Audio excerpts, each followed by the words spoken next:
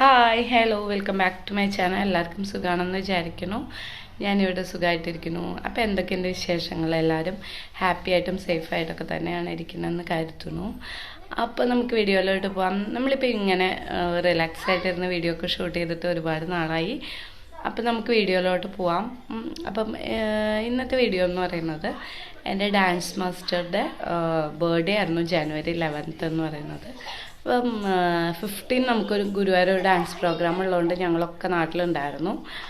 അപ്പം നമ്മൾ ഡാൻസ് ക്ലാസ്സിലെ പിള്ളേരെല്ലാവരും കൂടി ചേർന്ന് സാറിനൊരു സർപ്രൈസ് ഒരു ബർത്ത്ഡേ പാർട്ടി അറേഞ്ച് ചെയ്തായിരുന്നു. അപ്പോൾ അതിൻ്റെ കുറച്ച് വിശേഷങ്ങളും കേക്ക് കട്ടിങ്ങും കാര്യങ്ങളൊക്കെയാണ് ഈ വീഡിയോയിൽ ഞാൻ ഉൾപ്പെടുത്തിയിട്ടുള്ളത്. അപ്പം എൻ്റെ ഒരു ഹാപ്പി ഇല്ലെങ്കിൽ ഒരു ഹാപ്പിനെസ് നിങ്ങളുമായിട്ട് ഷെയർ ചെയ്യണം എന്ന് മാത്രമേ ഞാൻ ഉദ്ദേശിക്കുന്നുള്ളൂ.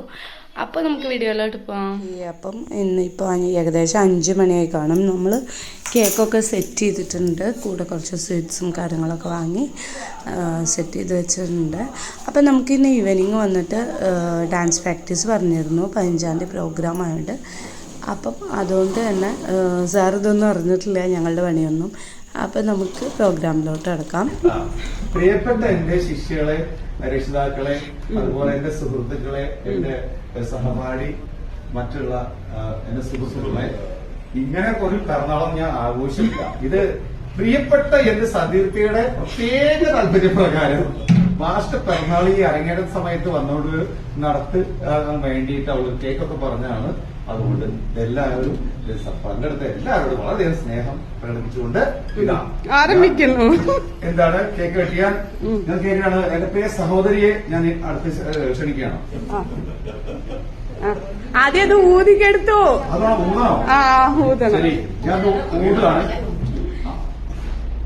ആരും പാട്ടൊന്നും പാടുന്നില്ലേ?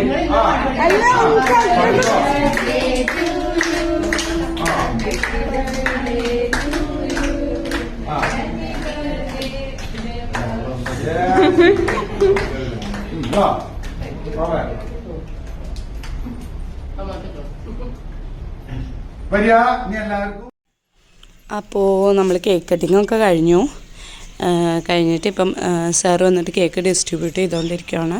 നമ്മൾ കുറച്ച് സ്വീറ്റ്സും കാര്യങ്ങളൊക്കെ വാങ്ങിയിട്ടുണ്ടായിരുന്നു. അപ്പം അതുകൂടി ഡിസ്ട്രിബ്യൂട്ട് ചെയ്യുകയാണ് ഞങ്ങളെല്ലാവരും കൂടിയിട്ട്.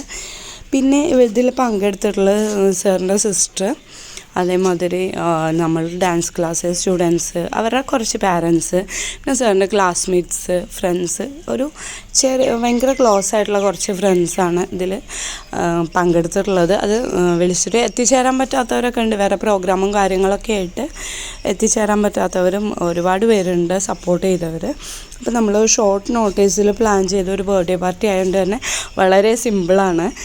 എന്നാലും നമ്മളുടെ ഗുരുക്കന്മാർക്ക് കൊടുക്കാവുന്ന ഏറ്റവും വലിയ ഗുരുദക്ഷിണ ഇല്ലെങ്കിൽ ഏറ്റവും വലിയൊരു ഗിഫ്റ്റ് എന്ന് പറയുന്നത് അവരുടെ സ്പെഷ്യൽ ഡേയ്സിൽ നമ്മളെ കൊണ്ട് എത്തിച്ചേരാൻ പറ്റുമെങ്കിൽ നമ്മളുടെ ഒരു പ്രസൻസും അതേമാതിരി തന്നെ നമ്മളുടെ ഒരു ടൈമും അവർക്ക് സ്പെൻഡ് ചെയ്യുക എന്നുള്ളത് തന്നെയാണ്. കുട്ടിക്കാലം തൊട്ട് നമ്മളെ ട്രെയിൻ ചെയ്യിക്കാനും അതേമാതിരി നമ്മളുടെ വളർച്ചയിൽ നമ്മളെ കൂടെ നിൽക്കുന്നവരാണ് നമ്മളെ ഗുരുക്കന്മാർ.